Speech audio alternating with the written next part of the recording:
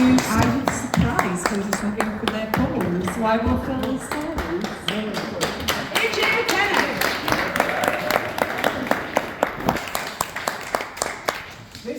This is some new shit. I have literally just written it, so that's probably the newest you could get.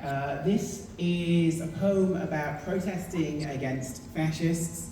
There have been a lot of people tonight who've mentioned, everything that's been in the news lately, and I think it's pretty clear what we need to be starting to do. On that note, there is a counter-protest against a fascist march which is planned in Newcastle on Saturday. We're assembling at 11 a.m. at the Civic Centre to counter-protest. This poem begins by making mention of grey bloc tactics, which are an idea where if you go to protests, you dress in kind of like drab, indistinguishable clothing so that you can easily sort of fade into the background after the protest is over to avoid potential reprisals. These are a very, very good idea tactically. Some of us do not have access to them. That's what this poem is about. Grey bloc tactics are a good idea if a change of t-shirt helps you disappear, but I stand out even when I'm indistinguishable, even dressed in grey. I'm too large to stay invisible, so I might as well be loud, and I might as well be visible, even if I might get noticed by some fun-hating criminal who doesn't think I talk the way that well-behaved women will.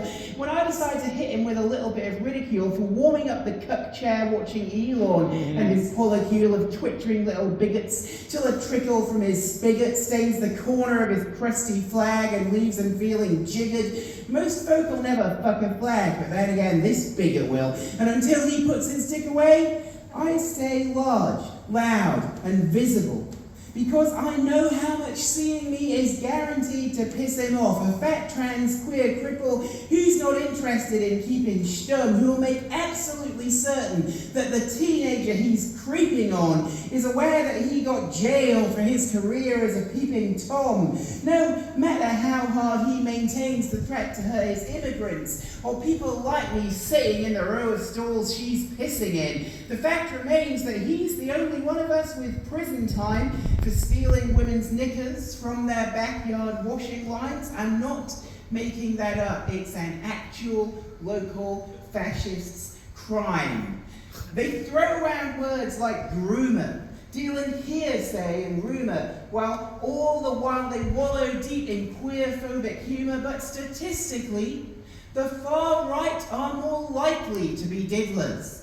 And until they all admit it, I'll be here, large, loud, and visible, unblushing and unsilent, and unstintingly insistent that the world only spins forwards and we all get to be citizens, that there's a world of difference between cross-fondlers and Christians, that pogroms are not protests even if the press insists they are. So point me out, and pick on me, and threaten to get physical if that makes you feel better, but the fact is that I'm finished with my years of staying super silent, blending in and playing small, and as long as someone's needed here to drown out what you bray and bawl, that person will be me, forever large and loud and visible.